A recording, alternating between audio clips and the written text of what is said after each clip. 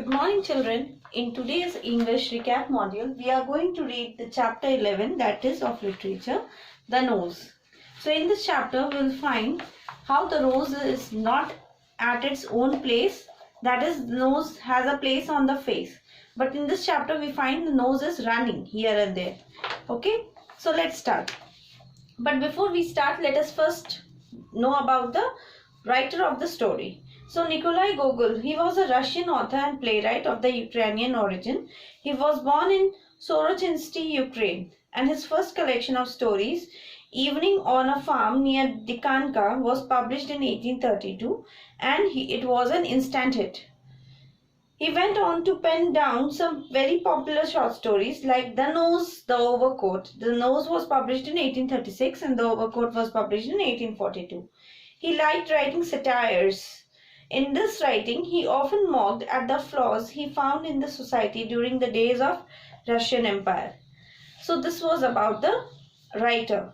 Now about the nose. So this story was written in 1836. Gogol wrote the story at the time when he spent in St. Petersburg. So Gogol himself had a very oddly shaped nose which he used to make fun of when he used to write the personal letters. Okay. Here Gogol had employed wit means humor. He has employed the humor to present the nose as an independent being. In this story, the nose is presented as an individual being. Okay, not the part of the body but as an individual being. So let's start. In this story, we see a person is there, name is Kovalyov. When he wakes up, what he does, he asks for a mirror to be brought in front of him so that he could see his face. So when he sees his face, he found that the nose is not there. Okay, first when he woke up, see it's written, Kovalyov wake up rather early and made a bring noise with his lips. He always did this when he woke up, though if you asked him why, he could not give any good reason. Means when we wake up, we make different type of sound. So this Kovalyov also used to make a different sound, and when anyone used to ask him why does he make this sound, he don't give any good reason for that. Means he's not having any correct, accurate reason for that. Kovalyov stretched himself and asked for the small mirror that stood on the table to be brought to him. Means he stretched his body. When we wake up, we stretch our body. So like that, he stretched his body and asked for the mirror that was kept on the table to be brought to him. He wanted to have a look at the pimple that made his appearance on his nose the previous evening, but to his extreme astonishment, found that instead of a nose, there was nothing but an absolutely flat surface. So he asked that mirror to see the pimple that had appeared on his nose the previous day. But he was surprised to see that when he into the mirror, that instead of that pimple, his nose was only not there, and instead of the nose, there was only a plain surface. In a terrible panic, Kovalyov asked for some water and rubbed his eyes with the towel. No mistake about it. His nose had gone. He began pinching himself to make sure he was not sleeping.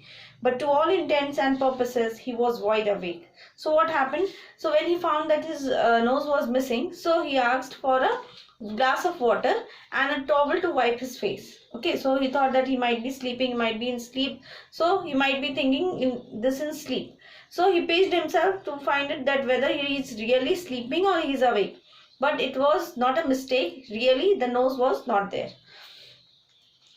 Now Kovalyov sprang out of the bed and shook himself. Still no nose. He quickly got ready and off he dashed straight to the head of the office. Now what he did, he at once got up from the bed, came down from the bed, and he started shaking his body. Now sometimes when anything is lost, we shake our body so that if it is stuck anywhere in any part of the body or in the clothes, so it may come down. So he also shook his body, but the nose was not there. So he directly straight away ran to the head of the police, okay, to report about this. He loved referring to himself as Major, means he loved himself being called as Major, and so to keep up this post, he came for that purpose only to St. Petersburg to find a post equivalent to the major post. Means either he may be, if he would be lucky, then he would get the job of vice governorship, or otherwise if he is not lucky, then he would get a simple job as an administrative clerk in some government institution or department, you say. Major Kovalyov was not averse to marriage as long as his bride happened to be worth 200,000 rubles. Means he says unless and until his bride is 200,000 ruble worth, so till then he is not ready to get married. In short, you can say that he considered himself to be of very high status or high position. He had a high opinion about himself, you can say. And now the reader can judge for himself how this major felt when, instead of a fairly presentable and reasonable sized nose, all he saw was an absolutely ridiculous smooth flat surface. So we can imagine how ridiculous, means how shameful it would be for a major to be, instead of having a good nose on his face, there was a plain surface. Okay, so it was a very awkward situation for him. Suddenly, all of his aspirations seemed to go downhill. So, what he was aspiring for, the high status, the high opinion about himself, all that went down. All that came to a wane. Okay. As if this were not bad enough, there was not a cab in sight, and he had to walk keeping himself huddled up in his cloak and with a handkerchief on his face to make people think he was bleeding. So this much thing was not bad for him, that something more added to his sadness, that he was not able to find any cab to go to the head of the police, and so he had to walk to that place. So when he was walking, what he did, he hid himself in a cloak. Cloak is a long type of gown that covers the shoulder portion. Okay, you can say a sleeveless overgarment that hangs loosely from the shoulder to the lower part, that is called cloak. So he had huddled himself, means he had kept himself packed in a cloak, and he had hid his nose with a handkerchief, so that if anyone sees, they would think that his nose is bleeding. Suddenly he stood rooted to the spot near the front door of some house and witnessed a most incredible sight. Suddenly what happened, he stood to the door of one of the house, and he saw a very extraordinary sight. What was that? A carriage drew up at the entrance porch, means a carriage stopped at the entrance gate. Porch, you can say a veranda. Okay, the doors flew, means the doors opened, and out jumped a uniformed stooping gentleman who dashed up the steps. And from that came a uniform, means a gentleman who was dressed in a uniform, and stooping gentleman means he was a little bent type, dashed up the steps. The feeling of horror and amazement that gripped Kovalyov when he recognized his own nose defies description. So when he saw that person, first he was not able to recognize, but when he recognized that it was his own nose, he was very much surprised and astonished. After this extraordinary sight, everything went topsy-turvy. So after this sight, everything became very confusing. Topsy-turvy means became confusing. He could hardly keep to his feet, but decided at all costs to wait until the nose returned to the carriage. So it is not possible, or it is very hard to believe for anyone, that the nose coming out of the face and walking here and there. So this was also the same thing was happening with Kovalyov. It was not possible for him to believe this.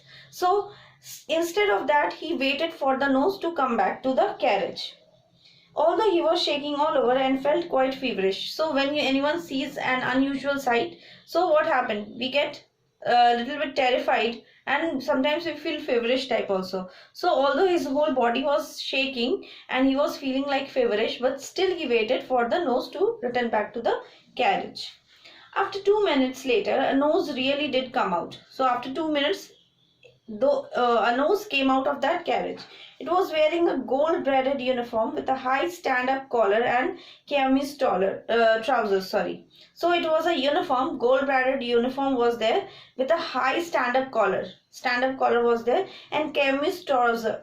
Chemise is a type of leather. So that trouser was made up of a leather, and had a sword at its side. And he was having in that uniform, the sword was there at the side. From the plumes on its hat, one could tell that it held the exalted rank of state consular. So plumule is a soft leather type, feather type thing that is attached to the hat, you can say, to so that we can recognize that the person is holding a high post. Okay, so same thing, that plumule was there on his hat, you can say in the picture also. So from that one could recognize and tell that he is holding a high rank in the of state councillor. Okay, exalted means high rank. And it was abundantly clear that the nose was going to visit someone, and he was dressed up in such a way that anyone could understand that it was going to meet someone. It looked right, then left, shouted to the coachman, "Let's go," climbed it and drove off. So first the nose looked right, then left, and then it ordered the coachman, the one who drives the coach. Okay, so it ordered the coachman to move the carriage, and he drove off. Poor Kovalyov nearly went out of his mind. So when he saw the sight, he was really out of his mind. He did not know what to make out of it. How, in fact, could a nose, which only yesterday was in the middle of his face and which could not possibly walk around or drive in a carriage, suddenly turned up in a uniform? So it was very hard for him to believe that how could a nose that was one day before on his face, and now today it could move here and there, it could walk around, could move in the carriage, and how it could be so much dressed up in a uniform.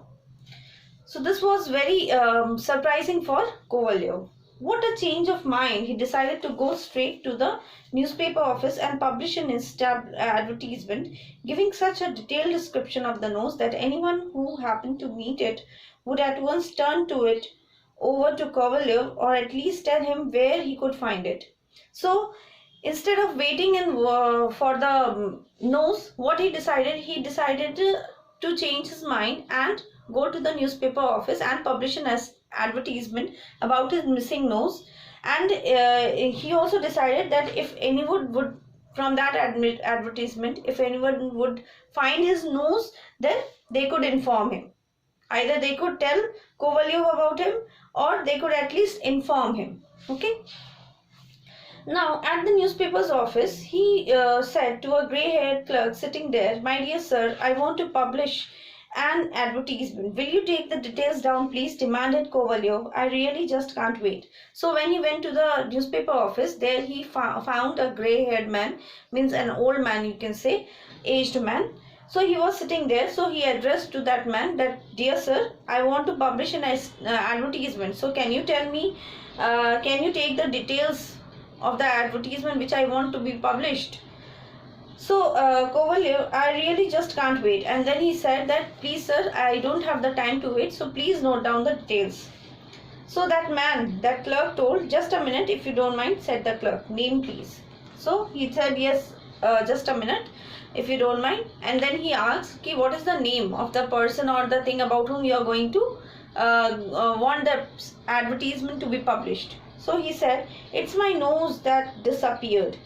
So Kovalyov said, "Ki it's my nose. I want to get the advertisement published about my nose. Who has disappeared?" Strange name. And did this Mr. Nose steal much? So that clerk thought that the name of the person is Mr. Nose. So he is asking ki did that nose, Mr. Nose, steal much? कुछ ज़्यादा चोरी करके लेके आ. So he is saying, "My nose, I am trying to say." So that Kovalyov got irritated and he said, "It's not the name of the person." He says, "It's my nose that I am trying to say. You don't understand? It's my nose that disappeared." So he is telling me, "Why you not understanding? It's not the person, it's my nose that has disappeared." "How did it disappear? I don't follow." Then the clerk asked, "How did it disappear? I'm not getting it." "I can tell you how, but please understand, my nose is traveling at this very moment all over the town, calling itself a state councillor. Imagine what it's like being without such a detectable part of your body. If it were just a small toe, then I could put my shoe on and no one would be any the wiser." So he is telling that, "I can't tell you how. How did it disappear? I cannot tell you. But please try to understand. It's a very different situation for me, because this time my nose is traveling the whole town and it is just telling itself as a state councillor. So please try to understand my problem." And then he added that, "Just imagine how it could be living with a part or without a part of the body which could be detected." So if you see anyone's face, so you can see these parts. So if the nose is not there, you imagine how it could be. If then he says that if I was not having a toe, if it were just a small dough, means if I am not having the dough, then I could just put the shoes and no one would be able to recognize that I am not having the shoe. But the nose can be detected easily. Apparently, even the clerk was touched by the Kovalyev's terrible loss. Mr. Kovalyev gave him some money, and after entering the amount in the register, the clerk promised the troubled visitor an advertisement in the next day's newspaper. So what happened when he heard this problem of Kovalyev? He was very much touched by his loss, and he agreed to publish his advertisement in the newspaper. So for that, Kovalyev gave him the money, and that money was entered in the register, and clerk promised that his advertisement will be published in the next day newspaper. After this, Kovalyev strode furiously out of the newspaper office and went off to the local inspector of police. So from there, he went out angrily, and then he went to the local inspector of police. Finally, towards night, Kovalyev left for his home, and then when the night appeared, so Kovalyev went to his home. So this was a whole day scenario. So when it was night, so he went home. Some days later, he heard a strange voice in the hall. So after this incident, after few days of this incident, one day he heard a strange noise in the hall. Does Mr. Kovalyev live here? So the voice was calling him and saying, does he live here? So Mr. Kovalyev says, yes, please come in. The major's home, said Kovalyev, springing to his feet and opening the door. So he says, yes, it's a major's house, so please come in. And he jumped out of his bed and opened the door. Okay. A smart-looking police officer with plump cheeks and whiskers that were neither too light nor too dark made his entrance. So at the gate, who was who? It was a police officer, and he was having a chubby cheeks. Plump cheeks means gol sa gal, chubby cheeks, and he was having the whiskers, moustache that was neither too dark nor too light, means neither too heavy nor too light, you can say. And that police officer came inside. Are you the gentleman who has lost his nose? And then that policeman asked Mr. Kovalyev, are you the one who has lost your nose? So he says, yes, that's me. It's been found. So Kovalyev says, yes, I am the one. And then the police officer says that, yes, your nose is found. What did you say? Cried Major Kovalyev. So he got very excited after hearing this news, and he said that, what are you saying? He could hardly speak for joy. He looked wide-eyed at the police officer. Means he was so much joyed by hearing this that he could hardly believe it. How did you find it? Then he asked the police officer that, how did you find my nose? Then police officer said, very strange, we caught it just as it was about to drive off in the Riga stagecoach. So he said that it is a very strange story, but we had just caught him as he was about to drive off in the Riga. Riga is a place. So that place, stagecoach. Stagecoach means a large carrier that is pulled by horses. So as it was about to drive off in the Riga stagecoach, at that moment only we caught him. Strangely enough, I mistook it for a gentleman at first. Fortunately, I had my spectacles with me, so I could see it was really a nose. So police officer is saying that first I thought that it is a gentleman, but fortunately I had my spectacles with me, so I used it, and then I recognized that it was really a nose, not a gentleman. Kovalyev was beside himself. Beside himself means in a state of extreme excitement. Beside himself.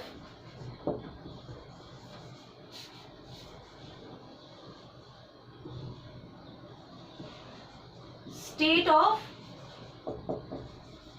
extreme excitement. Means he was overjoyed when he came to know that his nose is found. Where is it? Now he cannot wait for it. So he was asking, where is it? I'll go right away to claim it. So he's asking, where it is? I will go straight to that place and I will claim for it. I will ask for it. Don't excite yourself, sir. So police officer said that, don't be so excited, sir. And the police officer dipped into his pocket and pulled out the nose wrapped up in a piece of paper. And what he did, he put his hands inside the pocket and he took out the nose that was wrapped in a piece of paper. That's it, cried Kovalyov. No mistake. You must stay and have a coffee. Then when he gave it to him, so he looked at the nose and he said, yes, that's it. It's not a mistake. It's my nose only. And then he asked the police officer to stay back and have a cup of coffee with him as a gesture of thanking him. So this was the story, children. So please go through the chapter once again and please learn the word meanings. The question answers are already sent to you. Please note it down in your notebook and send your work. Okay, children? Thank you. Have a nice day.